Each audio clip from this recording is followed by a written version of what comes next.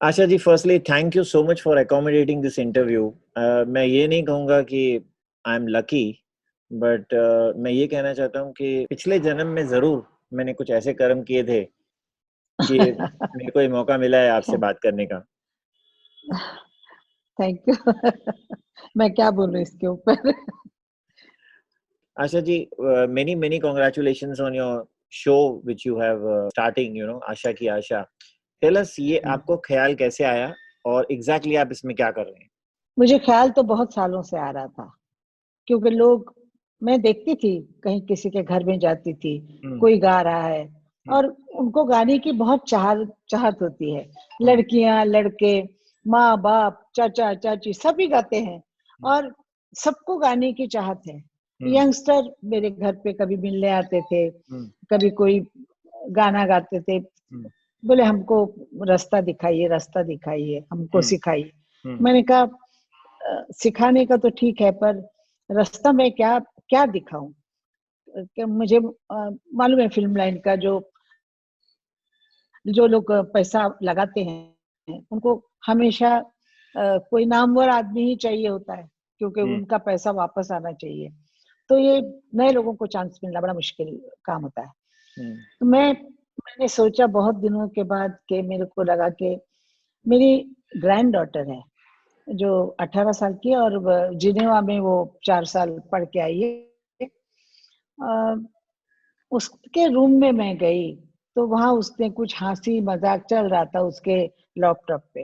तो मैंने सुना, देखा, मैंने कहा तो मतलब विदेश से मतलब फॉरेनर्स सब थे, उसके जो क्लासमेट थे सब थे। हम्म। वो सब डांस कर रहे थे, कोई गाना गा रहा था, कोई बातचीत कर रहे थे और वो सब पार्टी मना रहे थे। हम्म। तो मैंने सोचा कि ये मैं क्यों ना यूज करूं। तो मुझे इस पे ज्यादा मालूम नहीं है, मैं तो मॉडर्न एकदम औरत हूँ नहीं। तो फिर मैंने कहा कि ये करना बहुत जरूरी है मेरे लिए, हम्म। क्योंकि लोगों को इकट्ठा करके और उनको सुन के उनको कुछ रास्ता दिखा सकूं मैं। तो इसलिए ये आइडिया मेरे दिमाग में आई कि मुझे गाने भेजिए। कोई मुझे ड्रेस नहीं चाहिए, बाल नहीं, मतलब मेकअप वगैरह कुछ नहीं। आप खाली 2 मिनट का गा के मेरे को गाना, आपका आवाज सुनाइए बस। तो वो आवाजें मेरे पास बहुत आई।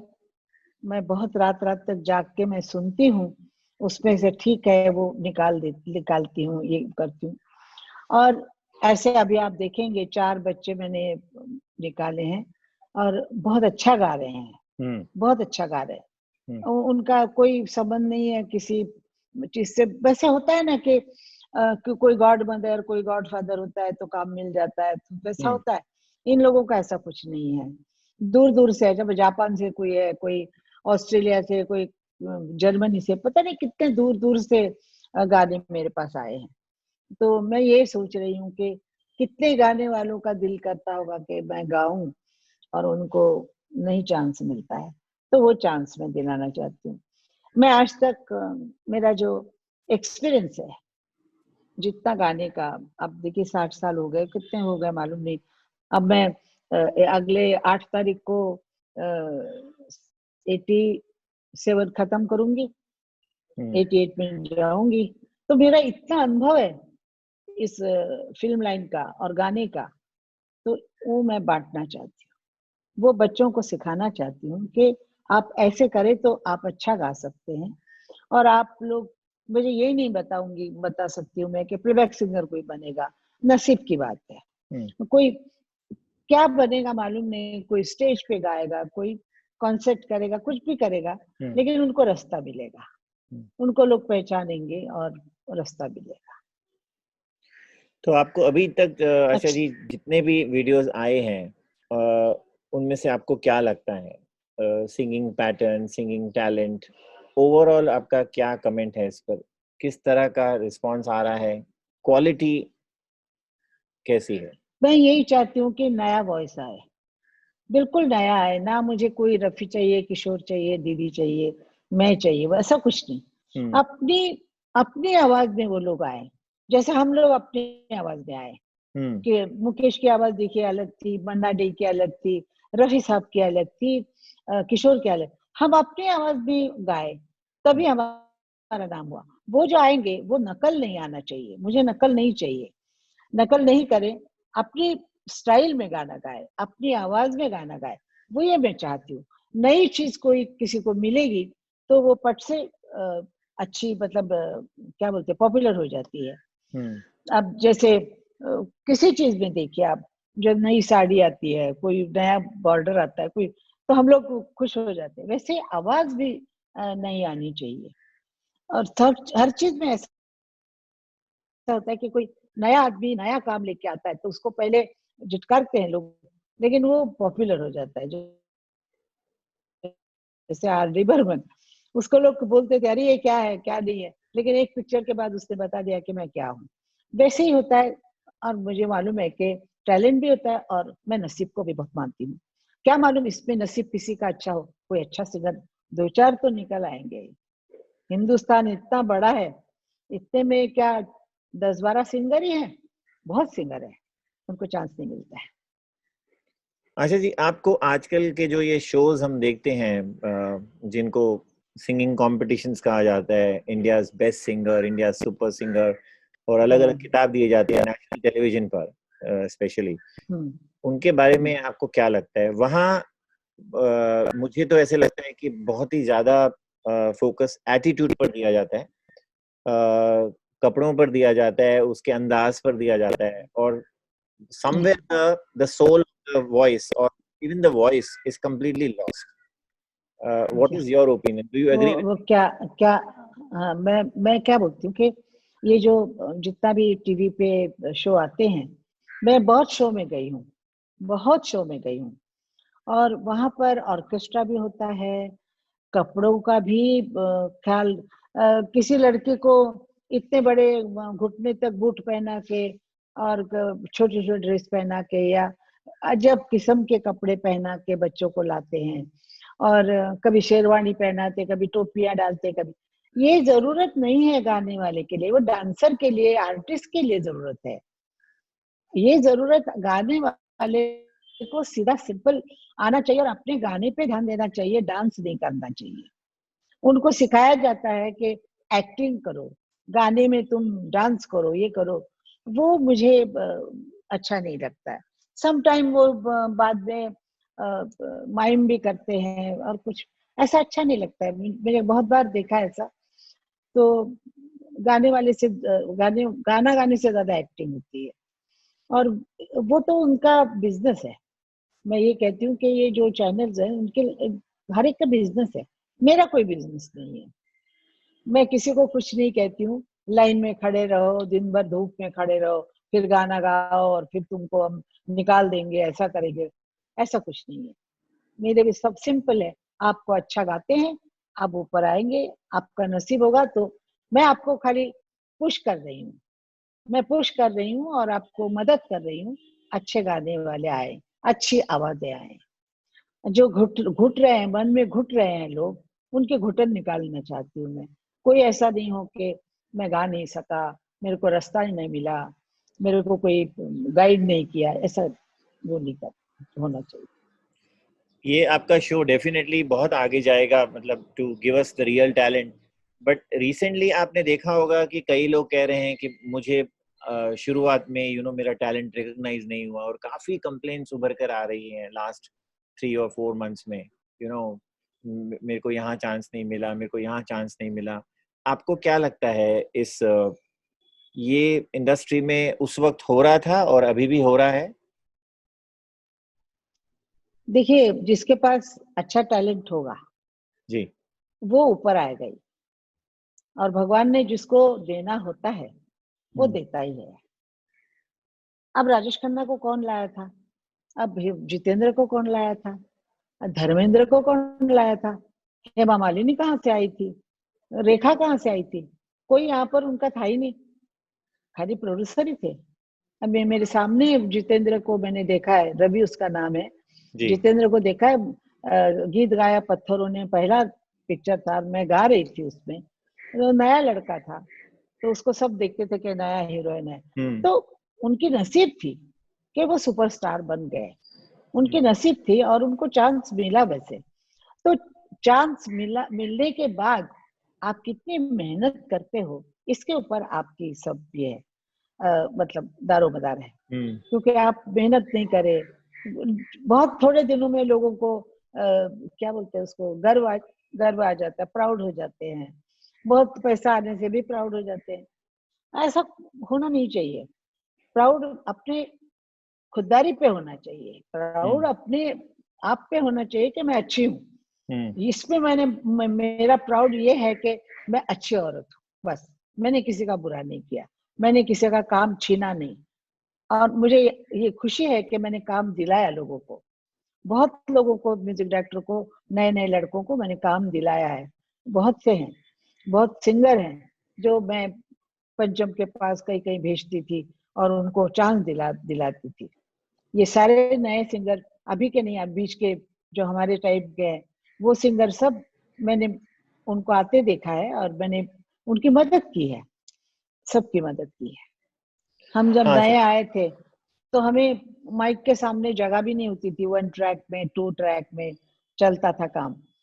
तो मैं बाजू के सिंगर में के गर्दन पे हाथ देके उसको माइक के सामने लाती थी कि तुम्हारी आवाज नहीं आ रही है तो ये कोई नहीं करता है। वो चाहते हैं कि मेरी आवाज सुनाई दे। तो मैं सोचती थी कि नहीं, डुएट गाना है, दोनों का आवाज आएगा तो गाना चलेगा। और इसको क्यों बेचारे को ये कर रही हूँ, लड़का या हो या लड़की हो। तो मैं गर्दन पे हाथ देके उसको माइक के सामने लाती थी और मैं कहती थी यहाँ से गाओ। ऐसे करती थी मैं, रिकॉर्डिंग में टेक में करती थी मैं, गर्दन पे हाथ रख के। तो मेरा ऐसा स्वभाव है कि मैं सबको अच्छा देखना चाहती हूँ, सबको बढ़ते देखना चाहती हूँ। कोई एक पर्टिकुलर सिंगर जो जिनको आपने आगे किया, एक कोई नाम बता सकें जो बहुत ही नहीं, टैलेंटेड नाम थे? नहीं, और नाम नहीं बताऊंगी मैं क्योंकि उनको अच्छा नहीं लगेगा।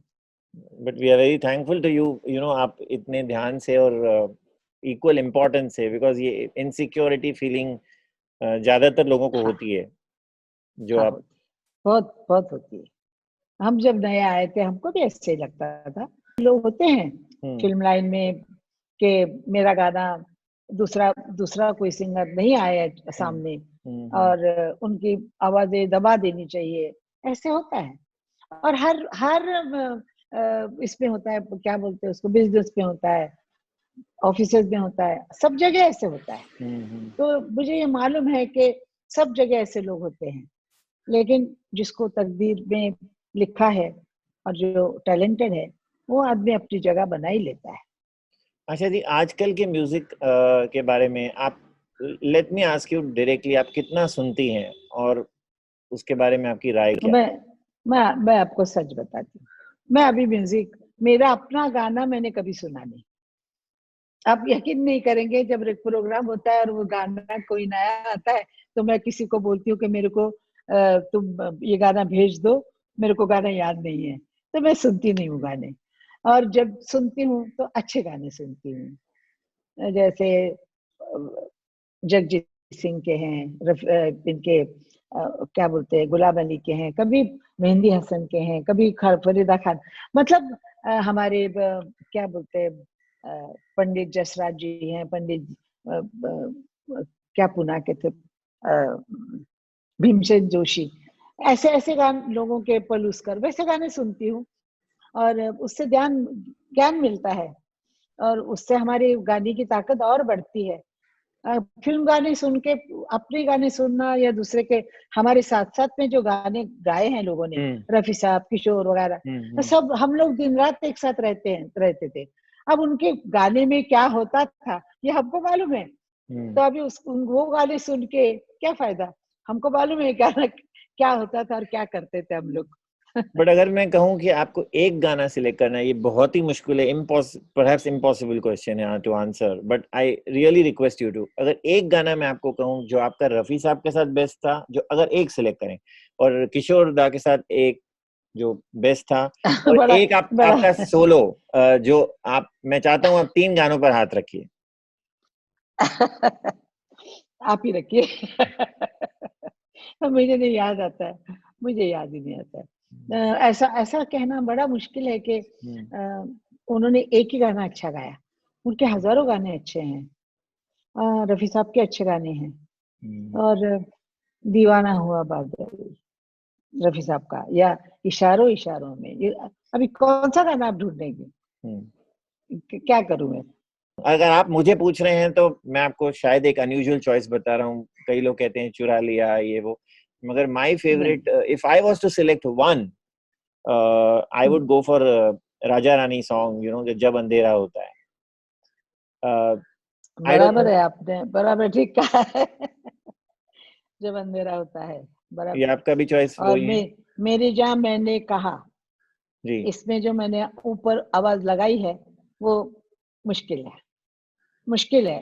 वो टक से ऊपर जाना, हाँ, ऐसा करके, हम्म। और सुर में लगाना। और ऐसा, ऐसे ऐसे गाने हैं जो पंचम के साथ मैंने गाए हैं।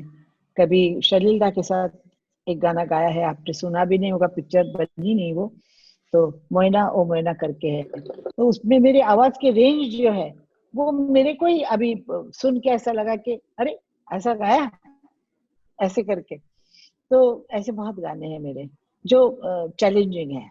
मैं आपको यही गानों के बारे में और कुछ बोलता हूँ। यही सारे गाने आपके ईरा के आज रीमिक्स हो हाँ, रहे हैं, ज्यादातर यही गाने। आपको उस वक्त डिस्टर्ब होता है कि ये क्या हो रहा है, इसके इनको नहीं, टैम्पर किया मुझे जा नहीं रहा है? अभी। पहली बार मुझे लगा था जब चुरा लिया हुआ था, मैंने लंदन में सुना था। चुरा लिया कुछ और कोई लड़की गा रही थी और कोई बलता ही ऑर्केस्ट्रा वगैरह करके, तो मुझे ऐसा लगा कि ये अच्छा नहीं है ऐसा करना। हम्म। तो मैंने पंचम से शिकायत भी की, तो पंचम ने कहा अच्छा अच्छा अच्छा गाना हो। तो हम्म। फिर मैंने बाद में सोचा कि हम्म। इतने ही गाना पॉपुलर है कि इन लोगों को और कोई गाने मिल नहीं रहे हैं, और गाने कोई बना नहीं सकता है, इतने अच्छे गाने कोई बना नहीं सकता है, इसलिए ये रिमिक्स कर रहे हैं। रिमिक्स क्यों करता है कोई? जी। क्योंकि वो अच्छा गाना होता है, हम्म। इसलिए करता है। अभी मुझे ऐसा लगता है कि रिमिक्स करते करने दो। अभी मेरे को तो कुछ, मैं 20 साल की तो हूँ नहीं, अभी नाम कमाना है, गाने गवा गाने हैं फलाना ढिमका, ऐसा हम्म। तो है नहीं। हम्म। तो मुझे ऐसा लगता है कि ठीक है, नई जनरेशन को जो करना है करने दो, क्या होता है। एक और प्रैक्टिस है आजकल के, यू नो, मूवीज में एक ही एक्ट्रेस के सपोज 3 गाने होते हैं और तीनों डिफरेंट सिंगर्स गा रहे हैं उसी फिल्म में। वो हार्डली होता था पहले। पहले नहीं होता था। हम्म। पहले एक सिंगर, हीरोइन का गाना है दीदी, सेकंड हीरोइन में, या कोई जी। एटम सॉन्ग वगैरह, ऐसे वो होता था। मैं जब हीरोइन के गाने गाती थी तो हीरोइन के गाती थी, जैसे उमराव जान, जी। उमराव जान के सारे हीरोइन के गाने गाए हैं। और बहुत पिक्चरें हैं जो वक्त पिक्चर है, वक्त बड़ी बड़ी चली हुई पिक्चर है, उसमें दोनों के गाने मैंने गाए थे। और बर्निंग ट्रेन में 3 लड़कियों के गाने मैंने गाए थे, तीनों के गाने गाए थे। हम्म। शांताराम जी की पिक्चर थी, नवरंग, बहुत प्रिय पिक्चर, सब सब में मैंने गाया था। तो हीरोइन के गाने जब गवाते थे तो हीरोइन के गाने गवाते थे, लेकिन बाद में ये सब चेंज हो गया।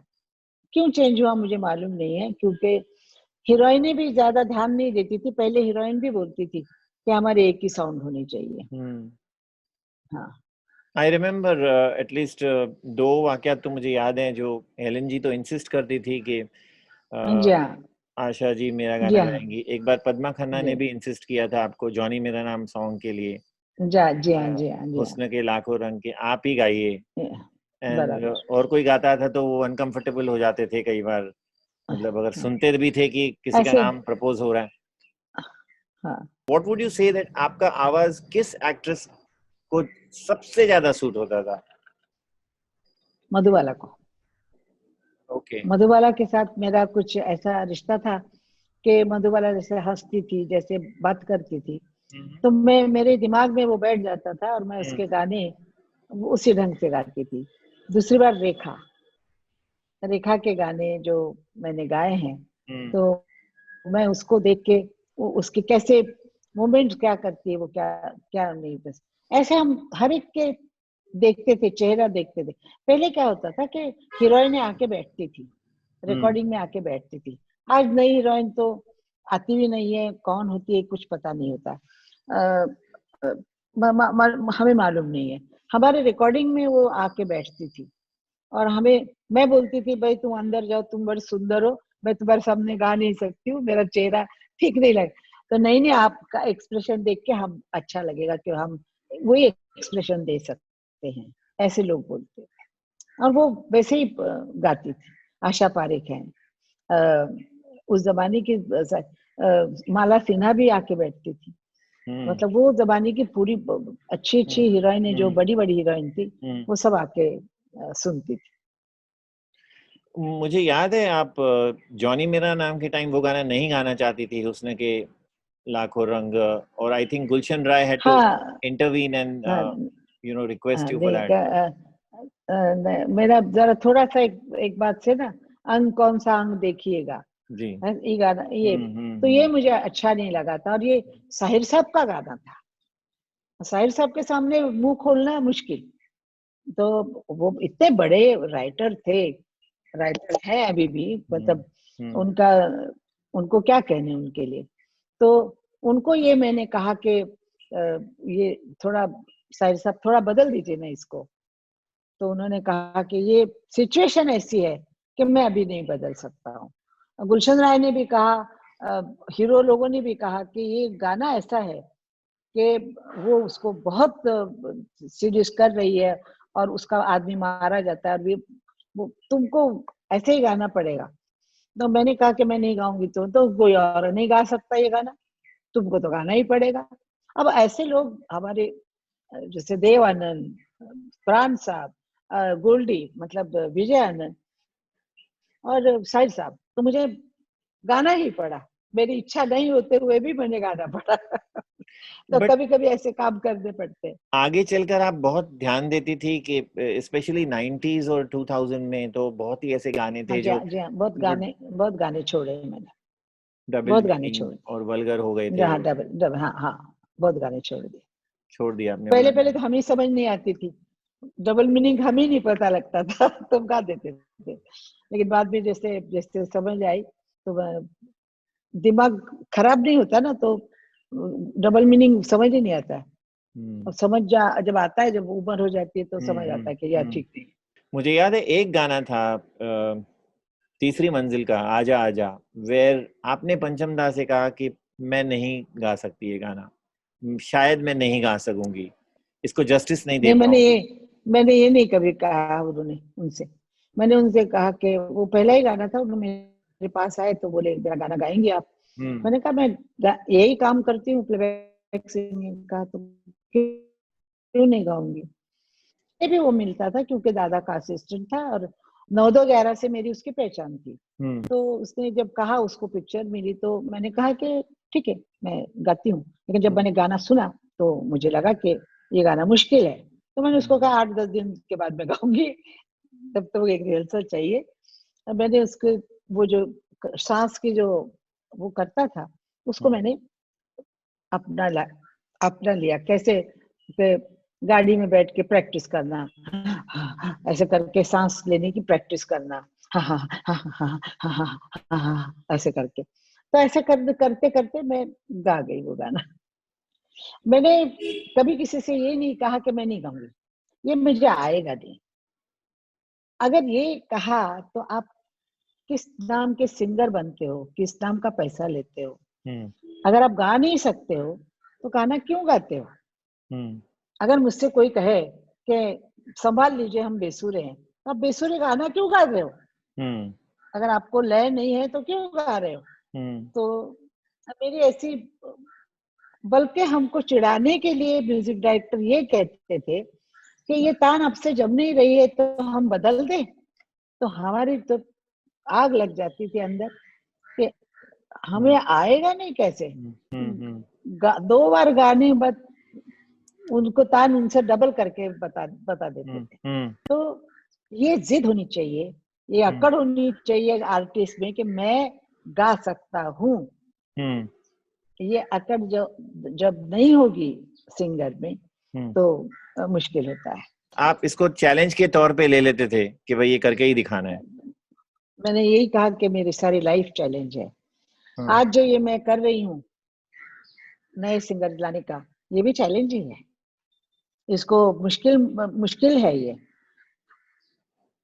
500-600 गाने आपको सुनने पड़ रहे हैं और नए नए आ रहे हैं और नए नए आ रहे हैं, आते ही जाएंगे 22 तारीख तक। तो ये सुनना, उनको छांटना, ये करना वो करना, ये चैलेंज ही है ना। मेरा कोई फायदा नहीं है, मेरा कोई फायदा नहीं है। फायदा उन लोगों का है जो गाना चाहते हैं। आप म्यूजिक तो फील्ड में अपना कंट्रीब्यूशन अभी इतना बड़ा छोड़ रही हैं, जो once again I want to thank you for that. But एक और थी आशा जी बात आपके दौर में कि एक फिल्म में एक ही म्यूजिक डायरेक्टर होता था, जी हाँ, और आज बिल्कुल। आज शायद जब पहला म्यूजिक डायरेक्टर साइन करता है तो उसको पता नहीं होता है कि कितने उसके बाद साइन करेंगे।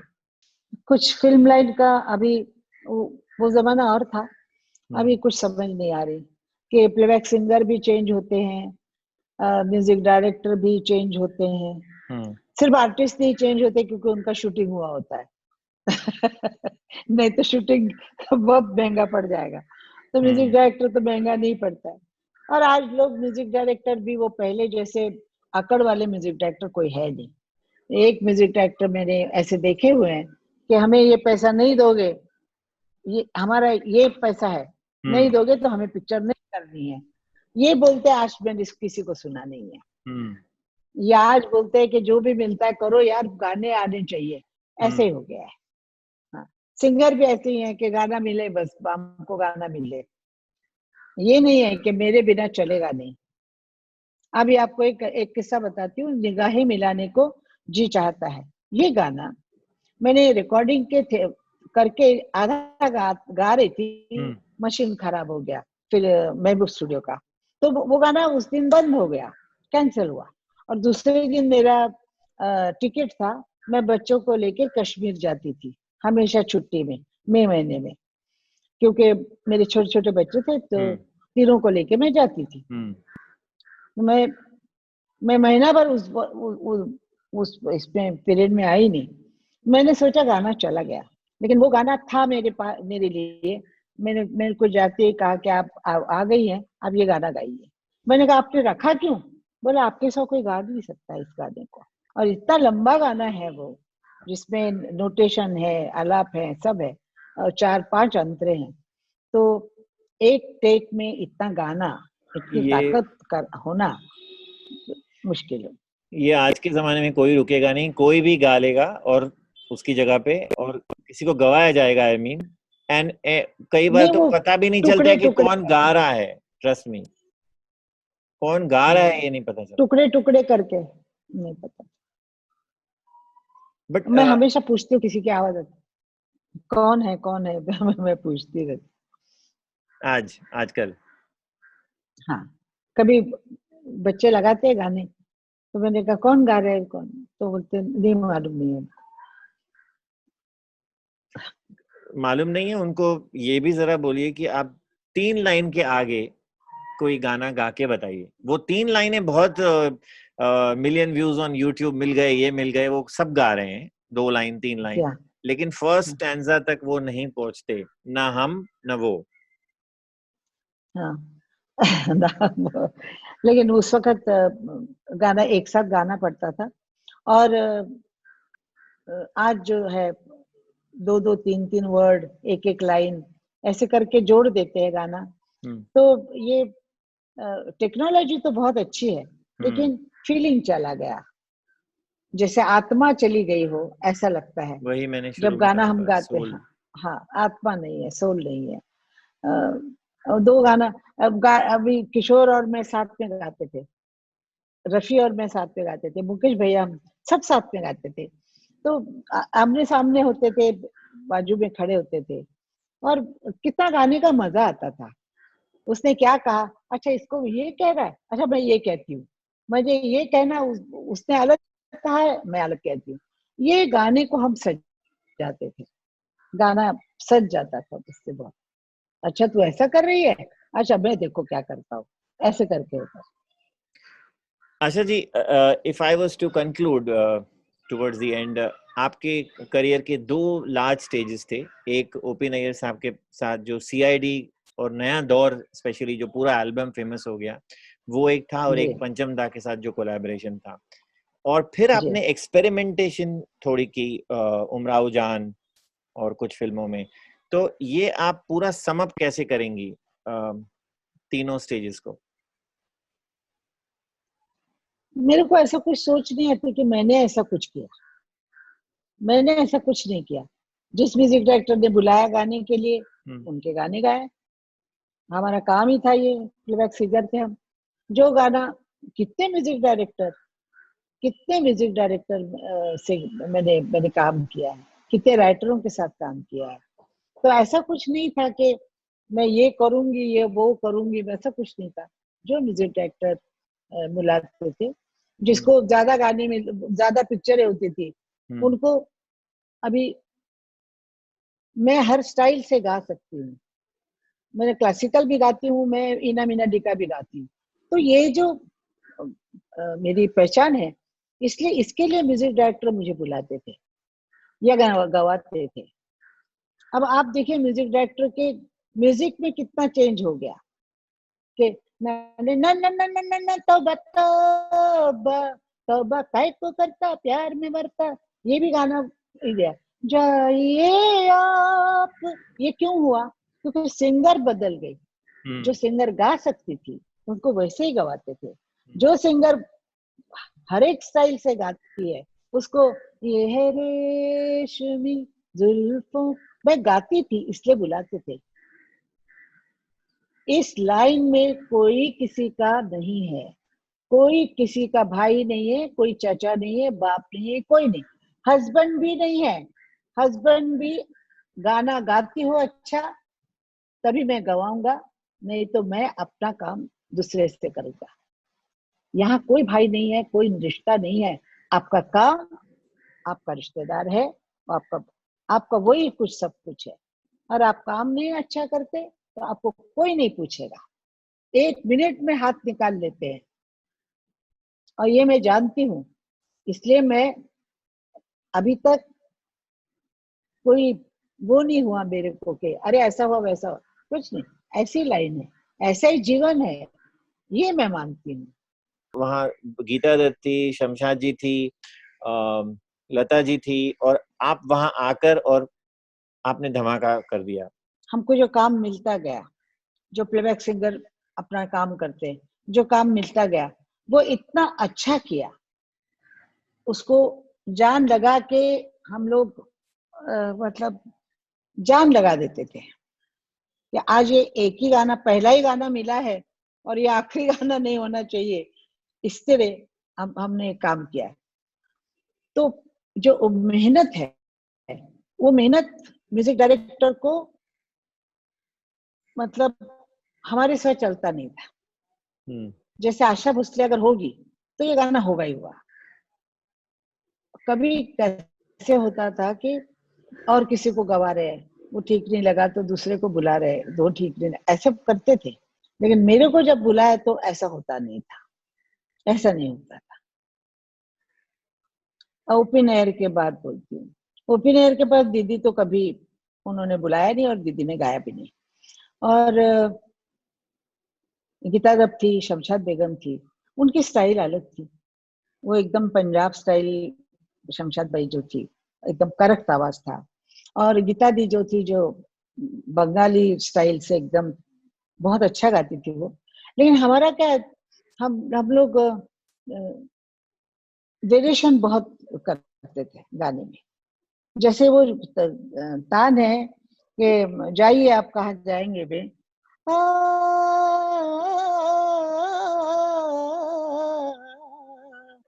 आ,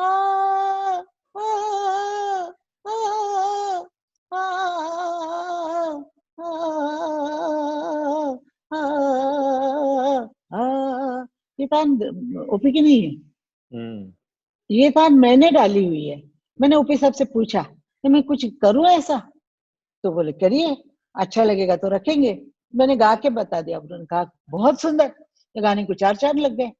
ऐसे कर कर के हमने जो काम किया है, म्यूजिक डायरेक्टर को पूछ के कि हम ऐसा करें, अब देखिए जरा ये अंतरा ऐसा कर ले क्या, अभी ये बोल यहाँ नहीं जम रहा है तो यहाँ ऐसा करे क्या। अब काली घटा छाए उसका था उदी घटा छाए, ये गाना काली घटा छाए मोरा जिया उदी घटा छाए था। तो मैंने कहा दादा से, मजरू साहब से कि काली घटा करो। तो अब देखिए उदी घटा छाए काली घटा, कौन सा अच्छा लगता है। तो ऐसा हम लोगों ने काम किया है। तो राइटर के साथ भी हम बोला करते थे और म्यूजिक डायरेक्टर साथ भी बोला करते थे कि हम क्या गा रहे आप सुनिए। तो हम जो करते थे वो म्यूजिक डायरेक्टर को अच्छा लगता था और वो हमें बुलाते थे। तो इसमें हमारी हमारी गलती नहीं है कि हम जो खिचड़ी, अगर हमको एक बार हमको बोला था एक म्यूजिक डायरेक्टर ने, क्या नाम है, चित्रगुप्त जी ने, कि भाई आप तो हम खिचड़ी पका के रखते हैं और आप खा के जाते हो। मैंने कहा आप गलती कर रहे हैं कि हमने ये सोचा कि आपको ऐसा ही चाहिए। तो आप देखिए अब मैं क्या करती हूँ। तो मैंने गाना खत्म करने के बाद कहा, मैंने कहा आप खिचड़ी की है कि बिरयानी है ये, मैंने बिरयानी बना दी कि नहीं आपकी खिचड़ी की। तो उन्होंने कहा हाँ। तो हम लोग अपनी तरफ से कुछ करते थे, इसलिए म्यूजिक डायरेक्टर हमें बुलाते। अगर पंचम का मैं हा हा हा नहीं करती, पंचम थोड़े गवाता था मेरे को, नहीं गवाता, दूसरे गाने गवाता। और उमराव जान जो मैंने इतने दिल से गाया है, मैंने वैसे बहुत गजलें गा चुकी थी पहले, इससे पहले भी जयदेव जी की गजलें गाई थी। तो जयदेव जी भी बहुत अच्छे म्यूजिक डायरेक्टर थे। आप तो गाना जानते हैं और पसंद करते हैं, तो जयदेव जी आपके नजर से चुके नहीं होंगे। और मदन मोहन बहुत बढ़िया म्यूजिक डायरेक्टर, अच्छे म्यूजिक डायरेक्टर। तो इन लोगों के साथ काम करने के बाद मतलब उमराव जान भी बहुत अच्छी थी, लेकिन वैसे गाने बहुत कम बनते थे और म्यूजिक डायरेक्टर सब अच्छे थे। और उसके बाद A.R. रहमान ने बुला लिया, उसका भी अलग ही अपना स्थान है, अलग ही उसका अपना स्टाइल है। वो भी किया। वो अली अकबर खान साहब ने बुला लिया, तो उनका तो अलग ही धुप्पा धबार वाला मामला, तो वो भी गा लिया। तो सब इन वन हर चीज होता है ना, आइसक्रीम इन वन होता है ना, 4-5 आइसक्रीम मिला देते, वैसा मेरा गाना है, सब इन वन है। ये अगर मैं कहूँ कि आप मुझे एक गाना बताइए जो आपको लगा कि उसको थोड़ा कम एड्यूलेशन मिला और आपके बहुत दिल के करीब था और आपको लगा कि ये बहुत और फेमस हो सकता था, बट कहीं ना कहीं वो खो गया या उसको उतना एड्यूलेशन नहीं मिला। अब जैसे एक बात बताती हूँ उनको, झुमका गिरा रे गाना चला जी, बहुत चला। अब मदन भैया का एक गाना है, शौक नजर की बिजलियां दिल पे मेरे गिराए जा, वीरान कुछ ख्याल कर, तू यूं ही मुस्कुराए जा, शौक नजर की। अब ये गाना झुमका गिराने जितना नहीं चला, लेकिन गाना ये अच्छा है। झुमका गिराने बहुत चला, तो गाना भी तकदीर लेके आता है। वो अपनी उस गाने की तकदीर थी, मेरी तकदीर थी कि वो अजरामर गाना है, जहां जाऊं वहां वो गाना ही पड़ता है। तो झुमका गिराने के तो कुछ ये नहीं था। तो ऐसे गाने बहुत सारे हैं, बहुत सारे गाने जो हमको लगे कि हाँ ये क्या गाना है, और वो गाना चला नहीं। और जो गाना ऐसे गा के चल दिए, वो गाना चल गया। तो ये चलना बड़ा मुश्किल काम है, ये पब्लिक के ऊपर है, जो क्या पब्लिक लेती है कभी कुछ मालूम नहीं। एक बार आपको याद होगा शमी जी ने कहा था कि अगर रफी साहब मेरे गाने नहीं गा रहे होते तो मैं आशा भोसले से गवाता।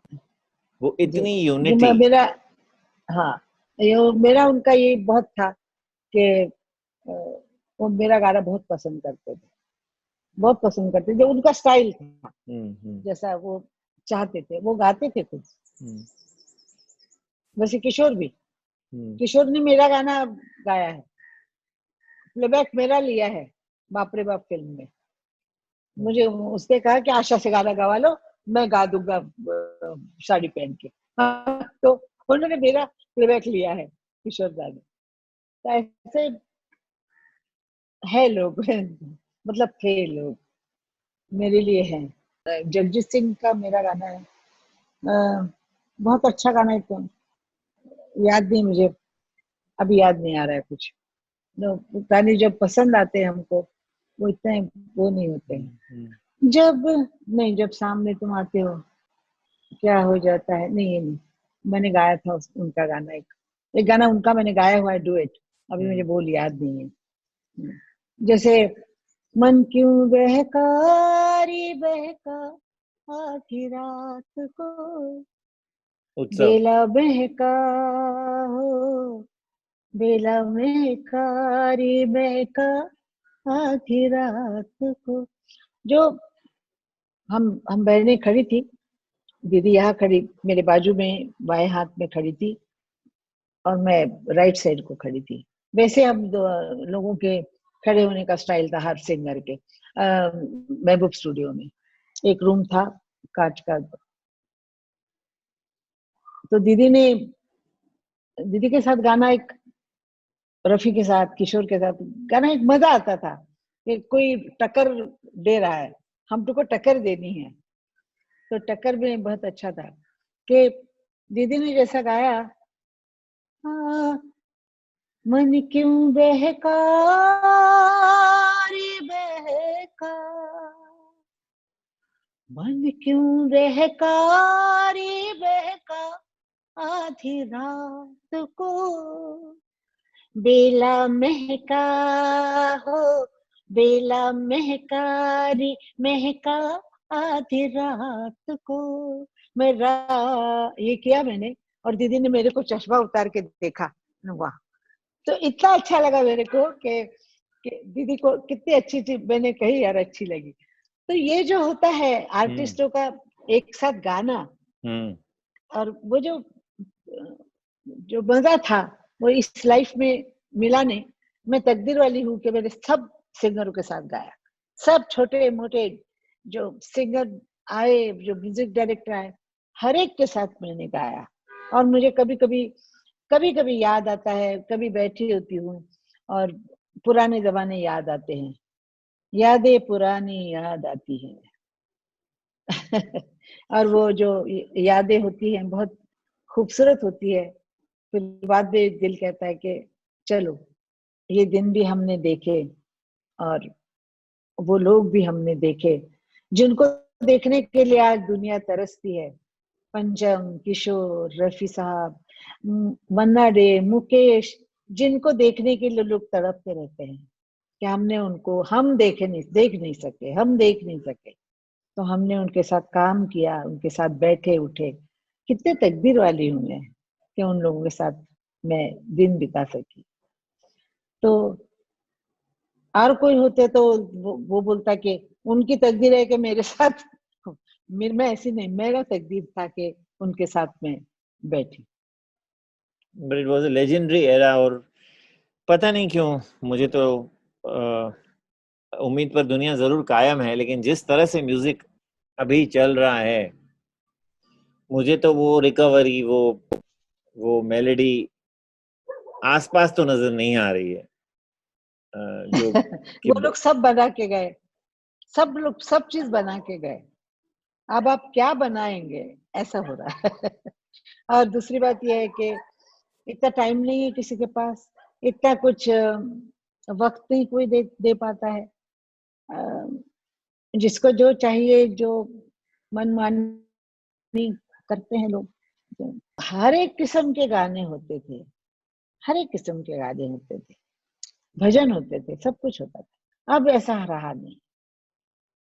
अब स्टोरियां भी बदल गई, गाने का कोई मतलब ही नहीं होता है। स्टोरी कुछ चल रही है, कोई सपने में कोई गाना सुन रहा है, तो वो मतलब नहीं होता। तो गाने का वक्त चला गया और ये रिकॉर्डिंग भी बंद हो गया, सीढ़ियां भी बंद हो गई, लॉन्ग प्लेइंग भी बंद हो गया। जो असल आवाज सुननी लॉन्ग प्लेइंग पे जो होती है, वो अभी कहाँ, ये छोटे छोटे ये आईफोन पकड़ के बैठते हैं लोग।